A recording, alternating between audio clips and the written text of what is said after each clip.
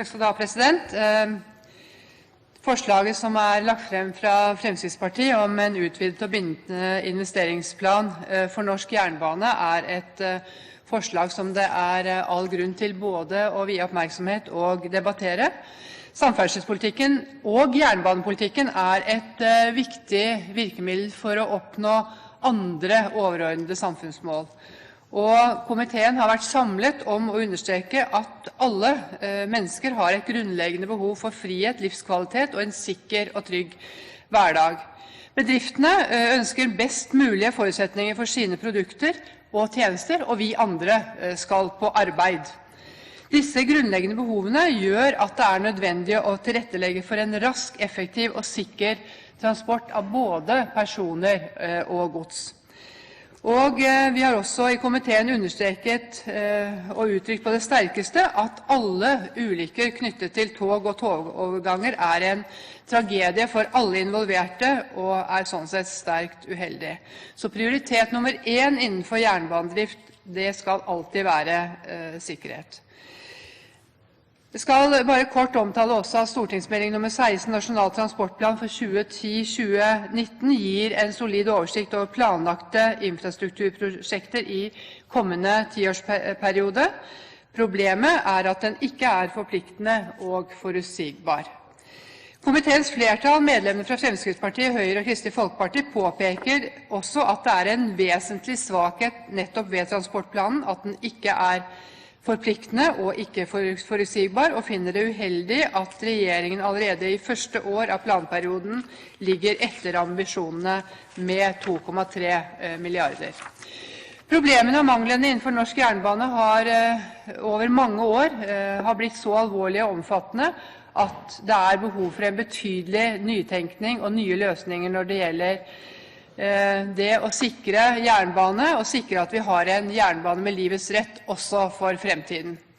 Punktligheten innenfor jernbanesektoren har vært jevnt synkende de siste 5 årene, og at norsk jernbane nå inne i en kritisk fase, tror jeg veldig mange vil understreke. Innenfor jernbanen trengs det en kraftig forbedring av kapasiteten, kvaliteten, regulariteten og punktligheten.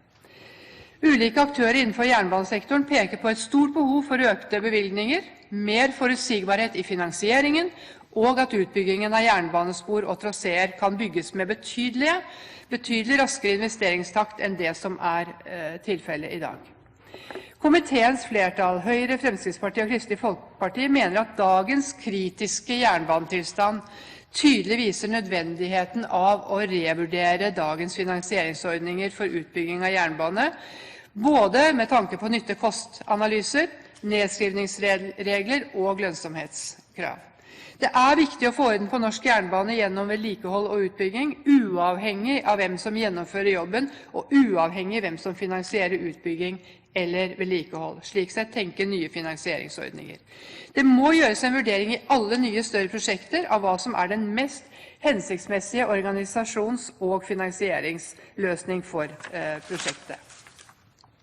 Så skal jeg spesielt, president, bare ta opp og si at komiteens medlemmer fra Arbeiderpartiet, Sosialistisk Venstreparti og Senterpartiet opptatt av at det sikres stabile og forutsigbare bevilgninger til jernbanen, og de har også minnet om at Stortinget for under 1 år siden vedtok en nasjonal transportplan, og jeg regner med at disse partiene også vil komme tilbake til sine egne synspunkter. Så skal jeg spesielt omtale Høyres syn, og vi veldig opptatt av at Nasjonal transportplan må bli en betydelig mer overordnet karakter og ha det som siktemål, og at alle transportformer må ses i sammenheng når det gjelder planlegging, og at planen bør inneholde ulike samferdselsscenarier. Vi understreker behovet for forpliktende handlingsplaner for norsk jernbane, og viser også til vårt forslag om en handlingsplan for utbygging av krysningsspor. Vi mener også at et godt og pålitelig jernbanetilbud med tillit blant de reisende avgjørende for å få mer trafikk over fra vei til bane. Forsinkelser, innstilling i togtrafikken bidrar til å svekke jernbanen i konkurranse med bil og fly. Og økende antall feil og mangler på infrastruktur og materiell har også svekket dagens punktlighet, attraktivitet og omdømme de senere årene, og det er grunn til bekymring for en utvikling der toget taper konkurransen mot andre transportformer. Jeg tar opp forslaget, og jeg kommer tilbake til mer synspunkter i senere innlegg.